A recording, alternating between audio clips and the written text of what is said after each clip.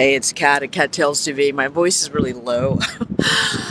I I've been working really hard, but I've also made a realization that I need to take time to really do some meditation and some self-care, because sometimes when you're fighting a good battle, you need to regroup and make sure I'm trying to make sure this goes in here. Oh, make sure you're doing all right. So anyway, let's talk about the crazy updates. The crazy updates are, one, Milagro on Mob Radio, I guess, spoke to Kelsey, and Kelsey mentioned something that she just went along with the narrative that Megan wanted, if I'm comprehending the messages correctly. All I can say is, I don't understand these women. I really don't. Tori's been sitting in jail for what, since December? So that's January, February, March, April, May. We're in June. So we're looking at 6 months for the most part. He's in jail for a crime he didn't commit because, for lack of a better word, I normally don't speak this way, but because a couple of bitches decided to lie and not tell the truth, and then also the other bitches in power decided to use it for their advantage. Anyway, I don't know what the fuck's going on. And by the way, Kylie Jenner, if you guys don't already know, I'm sure you do, because you guys know more about certain things than I do, because I don't really keep up with the Kardashians. But Kylie Jenner did a TikTok video where she's vibing to one of Tory Lane's new songs as a leak. And then Kylie also went to a Beyonce concert. So somebody was trying to say, who was a Megan's fan, that, Kylie is supporting Rock Nation.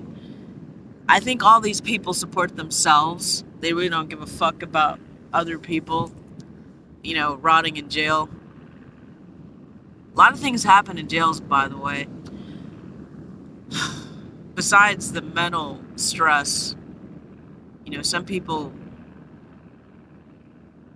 it doesn't end well for them. But all I want to say is the truth is going to come out, whether it be today, tomorrow, next year, 10 years from now, the truth is going to come out.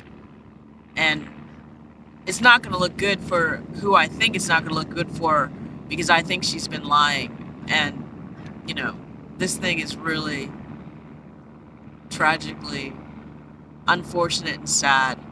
And as a lesson for all of us, how do we handle jealousy? You know what I'm saying? But also, I think all of us need to learn how to communicate better, because if we really care about someone, you have to dig deep in your soul and figure out a way to communicate that. You have to try not to punish them. And as I'm saying this, you have to understand, I'm not just talking about someone out there. I'm talking about myself, because I've shared a lot with you, the people who've been watching my videos. I've shared very honest truths about a relationship that I was in, where I felt I was betrayed by someone I knew for 3 years who didn't tell me they were involved in a relationship. And I don't know. I had some issues with communicating as effectively as I guess I could have. I don't know. I'm not going to just act like I was perfect, but I was not in a space where I was like questioning everything that other person did. And I was happy to see them at the beach. I thought they were my friend. But anyway, I shared with you some of the things that happened in that regards. I've also shared with you some of the things that happened in regards to me being a victim of a violent crime and dealing with some of the issues with the court system that I have, and sharing the videos I did with Alexander Bott, the prosecutor, where I told him who I was, who was involved with the case, which was Sean Hawley and David Kenner, and, my truth. My truth is victims don't have to lie. And that's one of the reasons why I was really confused, and I started really going into this case, because Megan's story changed so many times, and it didn't make sense that the prosecution was making excuses for her lies. That's not how you do a case, and it goes against the rules of a court and a case. I really believe that. So all I'm trying to say is, anyone who's been involved in a major case or understands the law, you would say lying repeatedly makes you an unreliable witness. I mean, that's just law ABC. You know what I'm saying? I'm not saying anything new. But they really use this case to manipulate and to make excuses and to justify Tory being found guilty. The evidence wasn't there, but they forced it on him. And they took out things to make him look guilty, and they cut and controlled all the angles so he couldn't get out. They threatened to use certain things against him so he didn't testify. He had a personal injury attorney that took over after Sean Hawley left him 2 weeks before the trial. So this whole thing, to me, was a setup. Tory didn't want to sign with Rock Nation. He wanted out of his Interscope contract, and they wanted to keep him, and he wanted his masters. And Megan was just an opportunity that they used, I believe, to get rid of Tory, because if a lot of artists decided to say, hey, we can make our own music, we don't need the management companies and we don't need the record companies to take a cut, we're going to control our own shit. They couldn't handle that. The uber rich want their fucking money and they want to control other people. That's the way this shit rolls. So anyway, let me get off this because I've been talking long. But I hope you guys can see this beautiful beach. Oh, it's un-effing believable. Look at this. Is this not paradise? And the sun came out.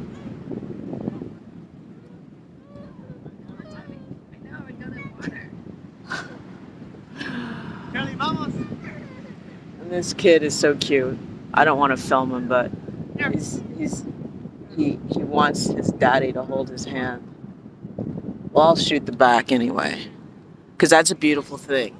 And speaking of daddies who want to hold their son's hand, Tory wants to be with his son. Can you imagine someone so vile